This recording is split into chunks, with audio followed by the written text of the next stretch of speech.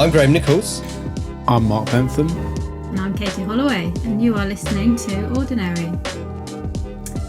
That's thrown me going last, actually. Then I was waiting for somebody to say something else. No, you're on. We're on. How are you?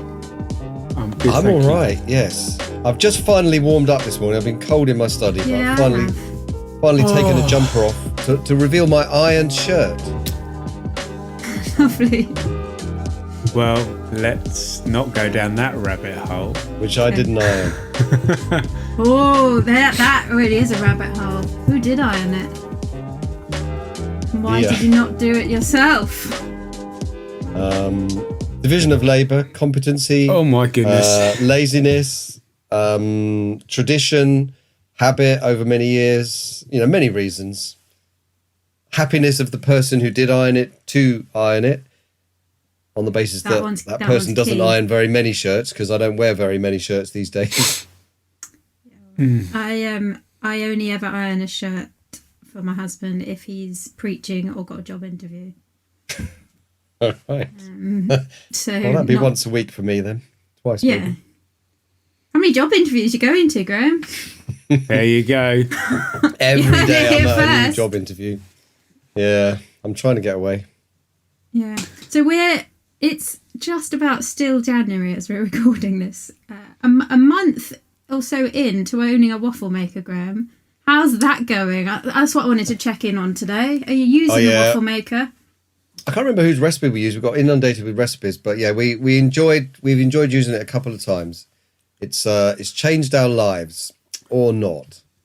We used our waffle maker on Sunday evening when we had the youth group round, and we were banging out the waffles, and they all went. Yeah. Were you doing them as you went, or did you pre-do them all and then? Oh no, I was cooking them fresh. For a time, just cooked them out. I mean, to say we got rid of them all, we still had quite a bit of mixture left, which made for breakfast for the boys Monday, Tuesday. But waffles were there with whipped cream and chocolate sauce. Yeah. What more do you want? Well, ice cream. Ooh, And Maltesers. interesting. That's Ooh. what else I want. But as you asked, Okay, good to know. I saw this wonderful video that my husband and I, 80% of our relationship is sending each other food videos, and it was somebody had got chips, like frozen chips, which are then defrosted, put them in a waffle maker, like waffled them, but then put like a burger patty in it, and then and cheese, and there were layers of cheese, and they made this kind of waffle chip burger, and it just looked so good that it's going to happen. Yeah. When it happens, take some pictures. Let us know. I will. Yeah. It's my husband's birthday soon, so I might do it for that as a special thing. He would hate for me to tell you that though. Yeah. And he specifically told me not to tell you when his birthday is, because he'll be at an elders meeting on the day. Okay, so that gives us two options. It does, yeah. So Let's give Is us it heads the up now. earlier in February or later in February? he's earlier in February. Okay. Oh no, Understood. But anyway, it's a matter of public He knows record. I'm going to give it away because I told him. And there is I a would. principle that if elders meetings fall on an elder's birthday, that the elders has to bring cake. Yeah, and I said I would, and he Brilliant. said, "No, Syndicated. I'm not bringing it. I'm leaving it home." He No, said. bring so it. Bring I'll it. just have to go to the church building earlier and drop it off. Yeah, or Stephen I'm with Nichols. Stuart. You know, I'm with No! Stuart on this. Low key, keep low key. it is low key. A piece of cake and a and then we'll get on with business. He's going to be, for the first time, older than Jesus, so that's fun.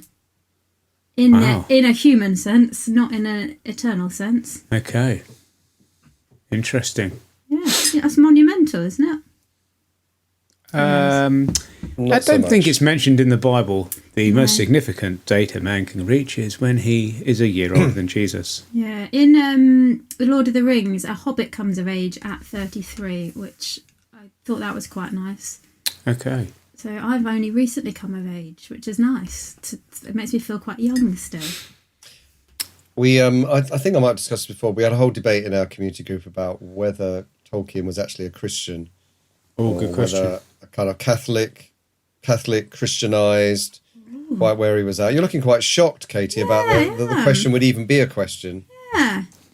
I've seen some worthy articles suggesting he might be from some things he said, but only because he says, I'm a Christian, not really, because he explains anything in terms of understanding the atonement. Or I mean, and next you'll be talking about C.S. Lewis, you know. Yeah, he's much more public though, isn't he? In the sense you can have a discussion about whether, well, C.S. Lewis was a conventional Christian in an Orthodox sense, but at least he's very, very public, and he's written so many books about his faith. It's very clear. I think he is a believer. Yeah, I'll go on record for that. I do too. But it's easy to assess, isn't it? Because he wrote not just Narnia books or that fearful, what was it called? That Great Dread. What's it called? Anyway, Hideous Strength. That Hideous Strength, and various others. Great Divorce. That he actually wrote about his faith, so it's much clearer. Yeah. Anyway, what we're doing today, Katie? Well, we're talking about buying stuff. Yes. So, be it irons or waffle irons, or anything else for that matter. This episode, the topic kind of came up from Isaac, who is our producer, and he was he said he listened to a podcast and he found out that, I'm just reading this so I get it right, about 90% of solar panels are made by the oppressed Uyghur people in concentration camps in China, which kind of prompted us to think through this. We think we're buying good things, but do we know where our stuff comes from and all of that? So I guess loads of people know about fair trade chocolate and coffee and that kind of thing. And I think as Christians, we probably try to buy those kinds of products where we can. But it's kind of a wider issue than we maybe think about sometimes. So maybe, Mark, you could kick us off. As Christians, do you think we have a responsibility to look into where our stuff comes from? I'm just gonna. I feel like a big hypocrite because I don't think I do really. Yeah. I think we're called to be good stewards, but I think it's a hard question to work out the answer. Real answer, you know.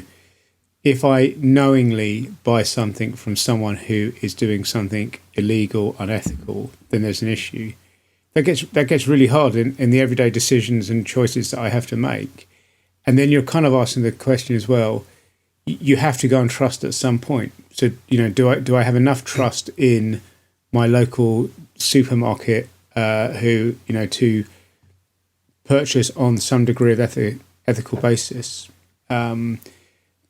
Because it then becomes, I think, a priority of time. I don't have time to investigate every purchase I buy of every product of weather, but I do have some responsibility to be wise, you know, where I can. And I think then trying to scale that, you know, what does it mean? Should I never buy from Amazon because, you know, there's, you know, or never buy from Next because I've heard rumours that they, you know, it becomes very difficult on this issue of what that looks like.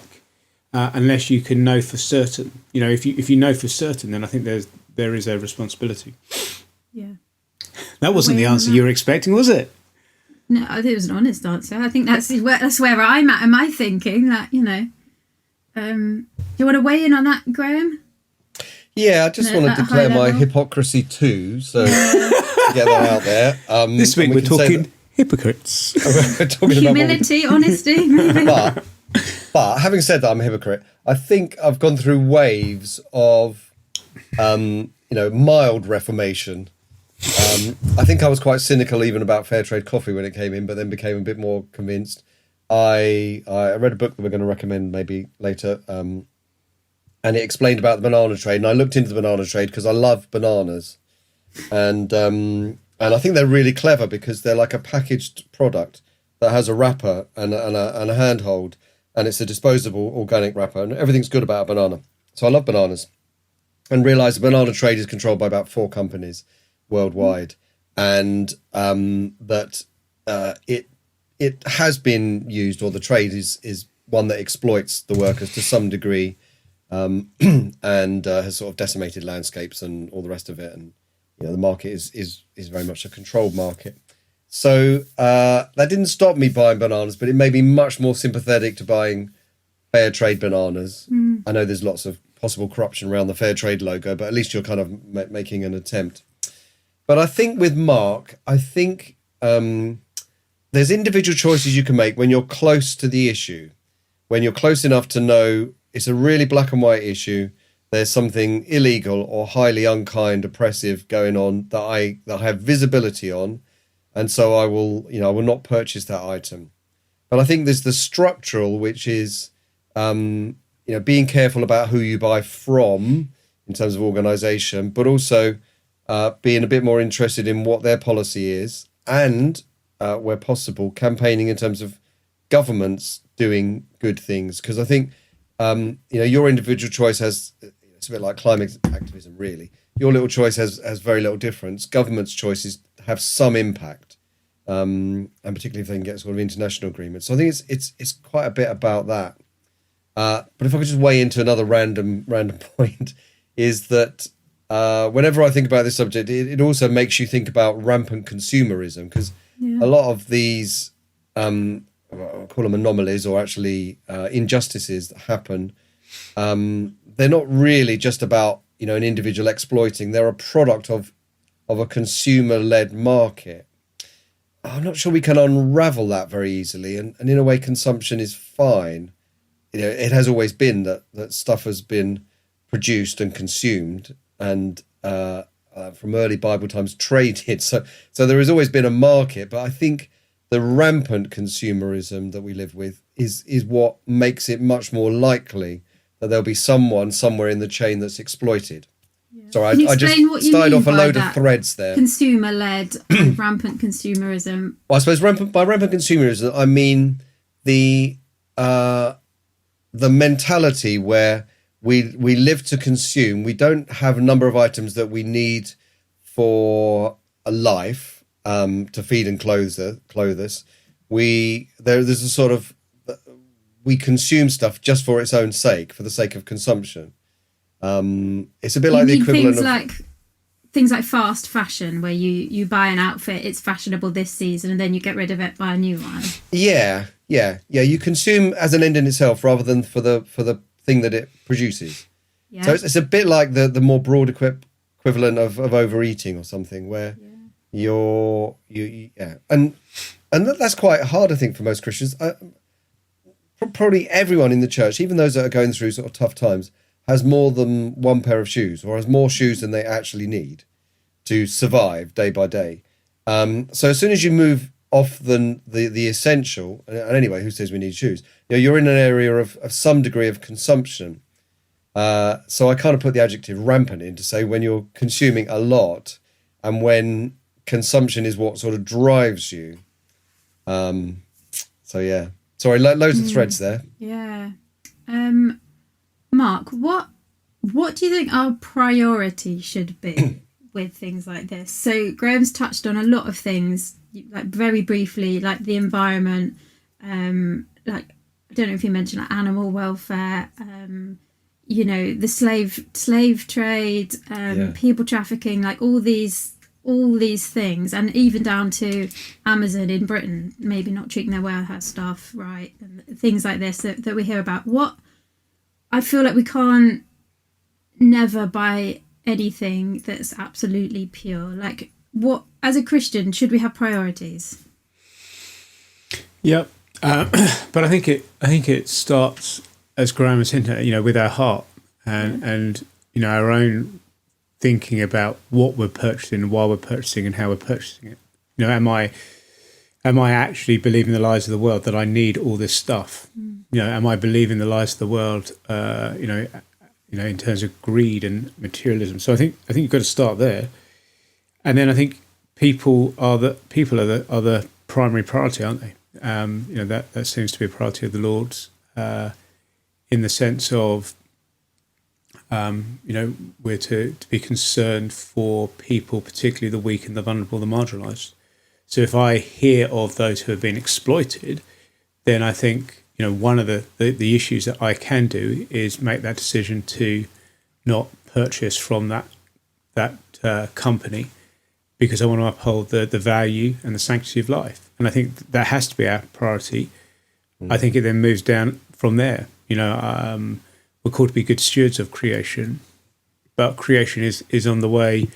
It will be renewed, and so I can't save creation in and of itself, and in saving creation, but I am called to be a good steward. There is a right principle biblically in that of how I treat that which God has made, but it must come after that of people and the sanctity of life. Yeah. Okay.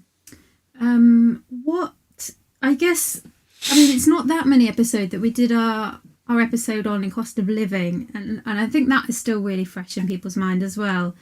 That things are just more expensive now, but it feels like to me, if I want to buy more sustainable things, be it clothes, food, anything, it's just more expensive. So what are there ways that we can kind of look at this from that? What am I saying? That we can try and make choices that are a bit more sustainable or look after people better without it costing us loads of money. Yeah, it's really hard because I think these markets are very complicated once they become established. If you want to compare, buying a banana from one of the plantations with, buying a homegrown apple from your friend down the road, that's very easy. Yeah. If you want to compare buying, a banana that's grown in a particular way with a banana that's grown in some sustainable way, but also a long way away from you, it's harder to work out how valuable is the sustainability of it. It's costing me more, but is it just a market-driven thing? It's a bit like the solar panel example you started with, where you think, okay, I'm being really responsible fitting solar panels, but as a consequence, this is potentially exploited Uyghurs who are building them. And similarly, there's all kinds of arguments about how much land you would have to destroy in order to put enough solar panels to mean you don't have to plant a coal-fired station, which occupies, 50 acres or something, compared to thousands or millions of acres that you'd need of solar panels. So there's all these really complicated arguments. I think there is an argument that sort of cuts through it all to say, have I got a consumer mentality, as Mark was talking about, but also, can I live more simply? And a lot of this is about sort of degrees. I don't think it's worth having a kind of a hair shirt, if that expression means anything anymore, but the idea of such a frugal lifestyle that you just kind of, show up in one outfit from now on and something. But incrementally, it's worth thinking, can I live a bit more simply? Can I consume a bit less to try and guide my heart and to exploit a few less people in the chain somewhere, and reorientate my priorities? And to do with sustainability, could I purchase something that would genuinely be either more sustainable for me, would last a bit longer so I don't, it doesn't wear out so quickly and doesn't have to be remade, replaced, or sustainable in the fact that, the way it's been produced, where there's a clear thing that's happened. But yeah, I think, so I've got lots of thoughts about this, but they're all rather scattered. There is a biblical principle of stewardship of the earth, as Mark mentioned earlier, where to take care of the earth as good stewards. There's a principality about covetousness and consumption and greed and all those sort of things. So those are some biblical principles, but there isn't a biblical prohibition of consumption per se. We're supposed to eat the fruit of the land. In the Old Testament they were, but in the New Testament we're still to enjoy the good things God has given to us. Eat meat and so forth, sold in the marketplace, says Paul. So he's supporting a market economy that kills animals instantly, and so he's supporting a non-vegetarian lifestyle. But anyway, there we are. So yeah, don't become a kind of legalist about how virtuous you are by not consuming or something. Practically really as well, like buying stuff secondhand, is that better? I guess, like if you get stuff from charity shops, that's probably more sustainable, I guess, but certainly cheaper. Well, in the words of the great environmentalist himself, Bob the Builder, isn't it? Reduce, reuse, recycle. Is it Bob the Builder who came up with that? I don't know whether Bob the Builder came up with it, but that's where I first learnt it. Yeah, Bob and Wendy. I missed Bob the Builder. I think this is... Pardon? Good old Bob. Sorry, was that good watching it old as a Bob. child or watching it as an adult with your children? As an adult with my children, yeah. I think I was too old when it came out, but then It was by kind of the like time my second kids- season. Yeah. They kind of go all environment. They move out of the village or the town where they lives and develops a whole city around the whole, environmentally friendly. Really? Yeah, reduce, reuse, recycle. Okay, let's go down that route then. The environment as well, like things don't have a human cost necessarily, like slavery or poor conditions of the humans, but do have an impact on the environment, single-use plastic, stuff like that. How much should Christians take part in this war on plastic that you see going on? Go, Mark. I think as prompted by our conscience. I think as I'm prompted by it.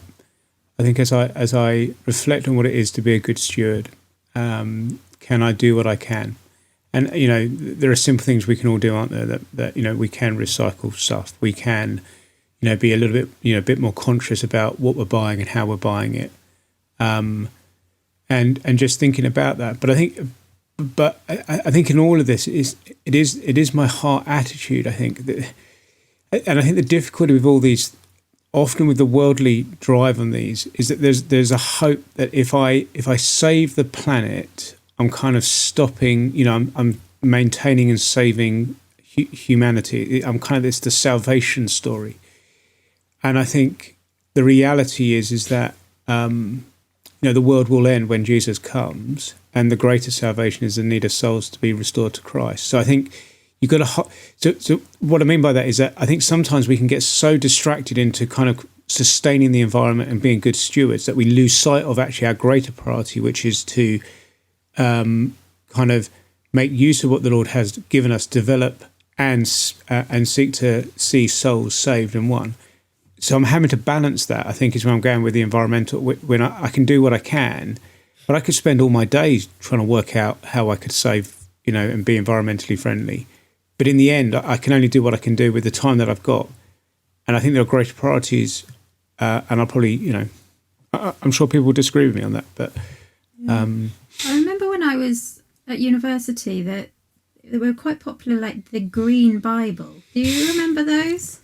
And no. I hadn't been a Christian very long, and there was the Justice Bible, where they had all the texts on justice were highlighted in a certain colour. But then there was this Green Bible that came out as well, where all the verses on looking after the environment were highlighted in a particular colour. And at the time I felt uncomfortable with it, but couldn't say why. But now, looking back, it makes it seem like Jesus came that we might look after the world better. What do you think about that? Now you said it, I remember what you meant by it, because I do remember the Green Bible and other versions. Yeah, I think it's highlighting probably the wrong... 10 or something. Yeah, I think it's highlighting the wrong priority, isn't it? In the sense that it all flows from our relationship with God, which is perfected through Christ, the perfect man, who's going to bring about the restored creation. So we still want to be good stewards, as per the mandate to Adam and Eve, and we still want to guard our hearts against a covetous and idolized consumption. So we're still doing all those things. So it's not like it's not important. It's just it's clearly not a salvation issue. It's an ethical issue that flows out of our salvation, and it's like a lot of love and justice issues, that proximity is really important. The closer the injustice or the lack of love or the opportunity to serve is, the closer to us it is, the greater responsibility we have. So injustice happening in our street, in our town, in our country is more significant to us than injustice across the world. It's not that we don't care about it across the world, but there is a kind of radiating out of our responsibility. And the further and further it gets away, the more we just have to rely on governments or international organisations to deal with. But sometimes locally we can deal with an injustice ourselves, or try and mediate, or someone who moves their fence or something. I'm not even sure I can do that in my neighbourhood if someone moved their fence and we're unjustly taking some of the neighbours. But I think one should have an opinion on it, and if you're actually participating in an injustice because you moved your fence into your neighbour's garden by a foot because you just wanted a little bit more garden. So, that's much more responsible than if the other side of the world it happens, kind of without your knowledge. So I think proximity has something to do with it. But yeah, I mean, I'm with Mark in that I'm not fastidiously thinking, is this plastic, is this paper, is this recyclable or not? I do recycle what I'm supposed to recycle responsibly, in that I do bother to categorise the stuff because I think that's what the government's put in place, and hopefully it gets used. There's all sort of questions about whether it is in the end that helpful, but it's something. And I would prefer not to buy a plastic bag, so I'll either carry stuff in my hands and fall over, or hopefully remember to take a bag with me. So I would try to do that with a conscience, thinking every other plastic bag it either fills up landfills or it's just a bit of rubbish everywhere. So there's a social responsibility that goes on with things like that. I think charity shops and recycled clothes probably have a benefit. I'm not sure whether it's more of an economic benefit than whether it's really benefiting to the buyer. Yeah, an economic benefit to the buyer. Yes, I mean it's massive business. Charity shops is massive business. So it's difficult to kind of work out what's going on there because they're just getting stuff for free that they're then selling, and it's supporting pretty big organisations. It's probably not a bad thing overall, but there are questions around charity shops and business. I think just the reflecting that this just highlights actually just how difficult an issue this is really. Yeah. Because I think it nudges your conscience, doesn't it? You kind of think, oh, actually, am I? But when I stop and think about it, I think, but what else could I actually do different right now? Like right now, right here, what can I actually do different that's going to really nudge the needle on any of these things, and in terms of change how I respond? Because do I want to be a good steward? Absolutely. Do I want to do what I can? Absolutely. But in the end, what can I do apart from the obvious? Now, there may be those listeners who will go, no, there's 1,001 things that I've never thought of. But there just comes a reality as well, doesn't there? And how that works out. Do you think Christians then ought to be a bit more involved in campaigning for systemic change in these situations? Or have we got bigger priorities? Should we just be concentrating on telling people the gospel?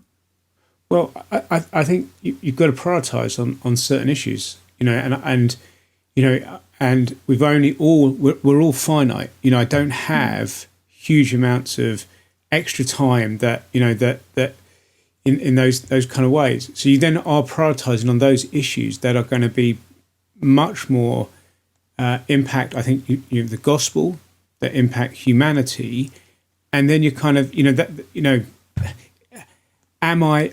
And I think there is probably a degree of within this of how the Lord has made us. There will be those Christians who are wired and they feel that sense of calling to campaign on behalf, and you think that's how the Lord has wired them up. Does that mean everyone should do that? I don't think so, but I think we do have to think about what we prioritise and how we do that, and what we will campaign on. Can I add an extra string to this? What about the ethos of different companies and what they do with the money that we give them? So I'm thinking particularly of like Disney, Netflix. Disney are pushing this massive LGBT agenda at the moment, particularly to children. They're really targeting them in that. Netflix fighting anti-abortion law in the States with all their profits. They're investing it into that. As Christians, can we in good conscience keep paying our subscriptions to these kinds of companies, knowing what they're going to do with the profits? That's an even harder one. Again, it's complicated, but it is visible clearly what they're doing. Yeah. I guess it comes down to that point about, in a way, I wouldn't pay my taxes if I actually assessed what the government was doing with it, sort of morally. You don't really have a choice about your taxes, though. No, indeed. But, well, you can always choose to protest by not paying them. But I suppose my point is that there's a social arrangement with the government in that, they protect you and you pay taxes, and they're sort of instituted by God. And you could go down to a street trader who has a different religion to you, or is an atheist, and will spend his money on supporting their religion, which may not be Christian, or supporting an atheist cause of some sort, or just living a completely immoral, adulterous lifestyle.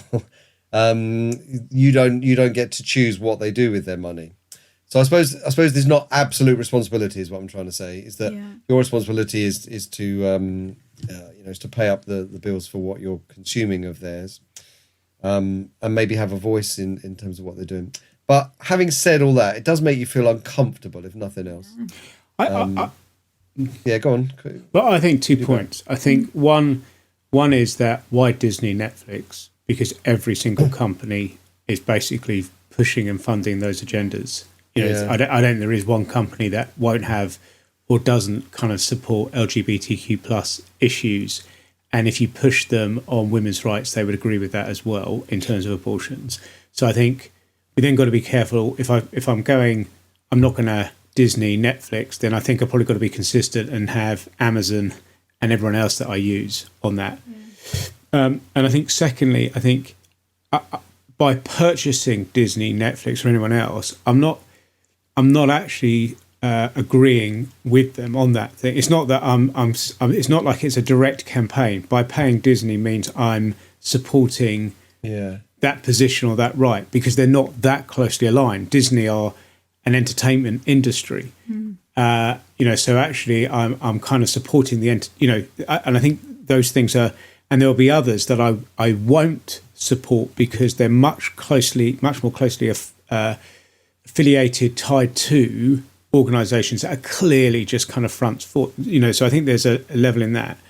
But there is a choice thing in that, because they're entertainment, that I may choose not to purchase those because actually all the programs that they are producing has this element of the world in it, and I no longer want that. I think that's a different argument, but I think it's on those kind of levels. So I think as soon as you start going, well, I'm not going to do it from that, I think every company, you're not going to necessarily agree, That was a brilliant answer. That was better than my answer. Or my answer paved the way for that much better Absolutely. It's Teamwork. But what can we say then to the Christian who's listening? And they basically, I guess like us, kind of try our best, but now that they're thinking about this and that and the other, they're feeling a bit guilty about the stuff they've bought, or that they do pay Netflix. What can we say to them who they maybe feel a bit overwhelmed, a bit guilty, a bit like, I don't know where to move on from this? Yeah. It's really good to think about it, isn't it? Like, we're thinking about it together, and it helps your thinking, and will probably, shape little choices you make in the next few weeks. So it's good to be challenged on it, I think, for anyone listening. It's good to be challenged. Doesn't send us into despair. There may be something we're consciously doing something illegal or dodgy, and we need to repent of that and turn away from it. It may be that we haven't thought about, how our actions might be influencing them, and it's not so much repenting of sin, but maybe just changing from one practice to a better practice. But as I think we've said for a lot of things, it's good to move incrementally. There is the sin to repent of, but in terms of growth, sometimes it's just worth just changing one habit, or thinking, of one behaviour where you would consume less, affect the planet less if you behaved in a slightly different way. And again, hypocrisy all over all of this, but little choices that just mean you either change your heart attitude, because you're sort of marshalling your heart a little bit, and redirecting it, or you're just consuming a bit less. So I think incremental. Yeah. Incremental, sustainable, could you say the word. And get your categories right on this issue. In other words, by that I mean get your categories of what is sin and what isn't sin. So I need to repent of the sin where I'm being greedy, where I'm being lazy, where the Bible is clear on what I should do.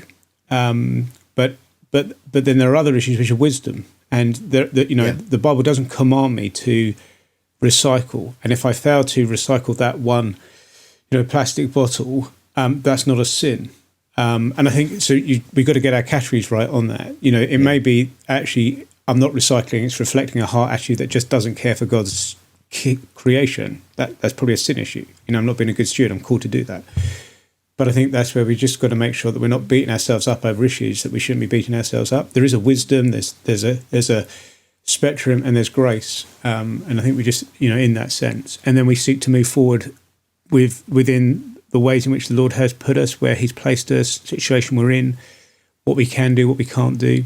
Seek to be as wise as we can with the resources the Lord has given us, to steward them well, to steward our finances well, to honour him, in our decisions.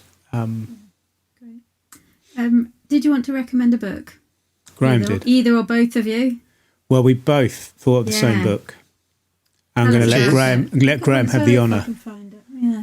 Oh, you have a copy. I have an older copy. I have an older copy. Should we play match? Oh yeah, I have that one. L is for Lifestyle is the name of the book. If you're listening online, not by listening Ruth. Online, listening not on watching on YouTube. So it's called L is for Lifestyle with Ruth Valerio, and she worked or still works, I think, for Tear Fund. It goes through the alphabet.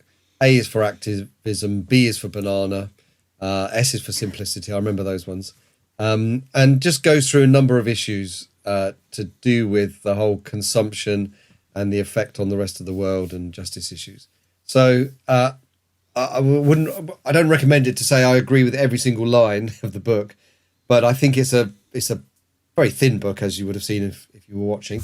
It's a pretty thin book, and it just raises lots of questions in all those different areas, informs, helps. So I think it's well worth the read. Cool. I want to recommend this one as well, which is loosely linked, but it's really helpful. Have you come across this one? Things of Earth by Joe Rigney, which is subtitled Treasuring God by Enjoying His Gifts. So it's kind of challenging that idea that you, as Christians, you need to have as little as possible and give everything away. But actually, God put us in a material world and we can enjoy the things in a right way, as well as in a wrong way. That's a really helpful balance. Yeah. That was a good one. All right. Thanks for listening. We'll see you next time.